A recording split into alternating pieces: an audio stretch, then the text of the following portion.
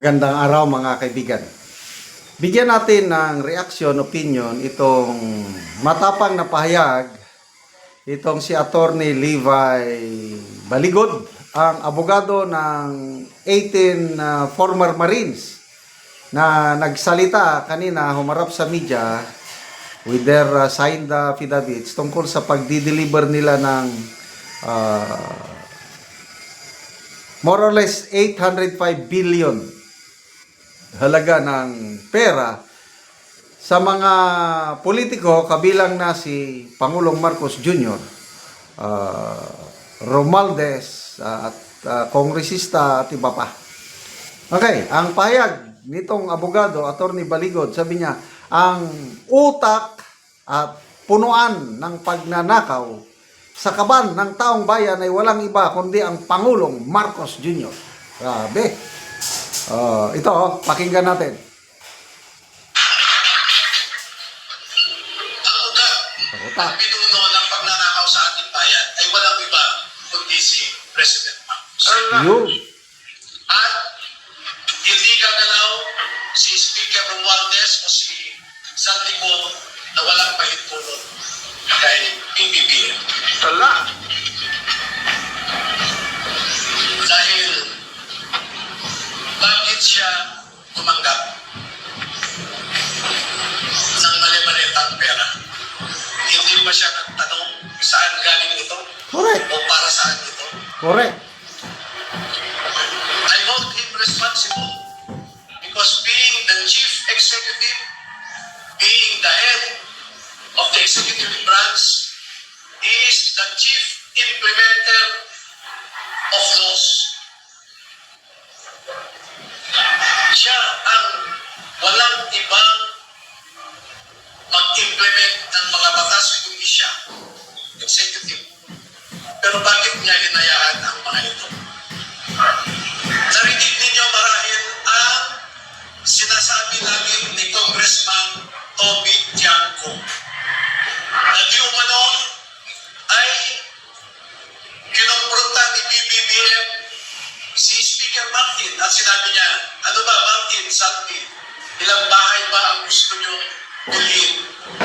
Ilang state ba ang gusto nyo kainin? Alam ni PBBM ang pagnanakaw. At alam po ninyo, bata pa lang sila. Tapos si Martin Romualdez kay PBBM. Pati nga si Jack Enrile, nabalitaan ko takot kay PBBM. Nung bata pa sila. Sa tingin nyo ba, kikilos sino man dyan na hindi alam o hindi inutos ni PBBM? Pero marami pa po kaming nilalabas na mga datos na kaya ng... Ayan. May second batch pa daw mga Marines na magtitistigo rin. Okay, so ito. Grabing pasabog, laban na laman na sa balita. Pakinggan natin ang balitang ito sa Billionario News Channel naman. Pakinggan natin ang balita. Members joined forces today to reveal explosive claims linked to the flood control scandal. They allege billions of pesos in cash were delivered to President Bongbong Marcos's homes in Ilocos Norte. Abante's Charmaine Abong is on the line for the details. Charmaine, what can you tell us? My 18 former members of the military and security personnel allegedly linked to former Ako Bicol Party List Representative Zaldico faced the media to disclose claims of large-scale cash deliveries to the residence of President Bongbong Marcos in Ilocos Norte from 2022 to 2025. According to their statement, the total amount delivered allegedly reached 805 billion pesos, usually packed in suitcases and paper bags. In one alleged operation, as many as 52 suitcases were reportedly transported via airplane and helicopter to the homes of certain politicians and even media operators. The group also affirmed they earlier revelations of retired Marine Master Sergeant Orly Regala Guteza, who testified before the Senate in September 2025 and accused himself of delivering millions of pesos in cash to high-ranking officials, including former House Speaker Martin Romualdez. According to Attorney Levy Baligod, the former soldiers only recently found the courage to came forward due to alleged threats to their safety. The affidavit of the former military personnel also states that they plan to submit documents to the Office of the Ombudsman to support their allegations. Meanwhile, the personalities mentioned have yet to issue any statements regarding the accusation. May.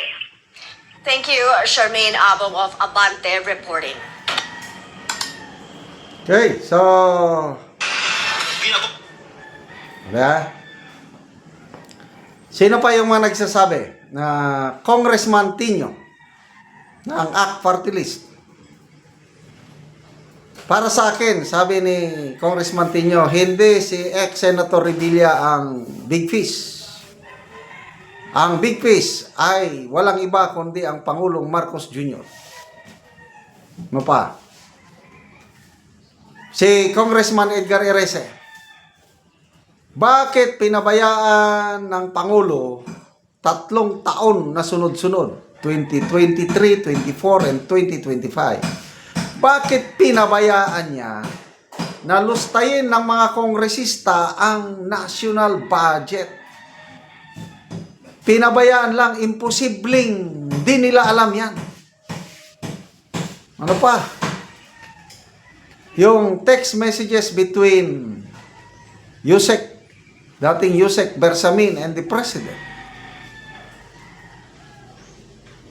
Bago mag-SONA last year, alam na pala ng Pangulo yung mga bagay-bagay na yan at nakakatanggap na siya ng deliveries galing kay Yusek Bersamin.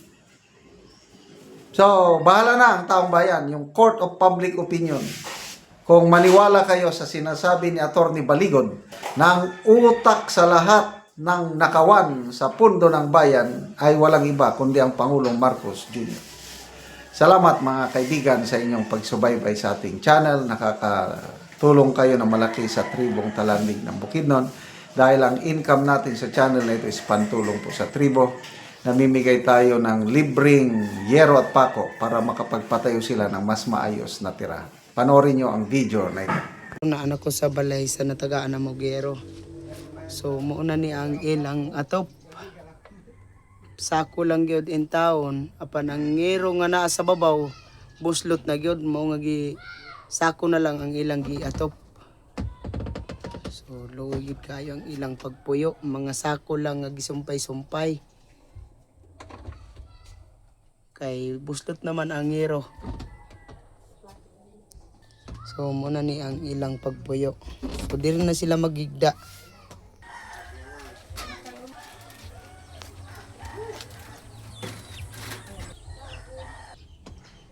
O karon te pila na ni katuig ang inyong balay nga sako lang gyud in taon ang gipang butang kay ang inyong ngero buslot na. Lima na gid mi diri ka kuan tuig sa kuan mo ang payag nga. So kuan gyud te balisod gyud kay Kayo kay kuan. Ang gid ni tanan sa sako na lang gid ang among gi kuan tapak. sako na lang ang inyong gitapa kay tulo na gid tanan.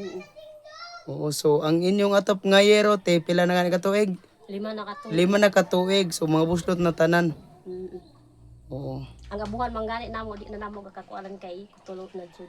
Bisan ang inyong abuhan. So kung example tay magulan nga gabi asa man mo magigda diri lang gyapon sa inyong sala gyapon. O diri aran. So maulan na nagyud mo. Ulan na gid ni kung kuan. Gaulan. So unsay trabaho dayto sa imong bana? Mag-uumara. Mag-uumara. Oo, so sa sukad sa 5 na katuig te wala gyud mo nakapalit og yero nga inyong ika-atop. Wala jud.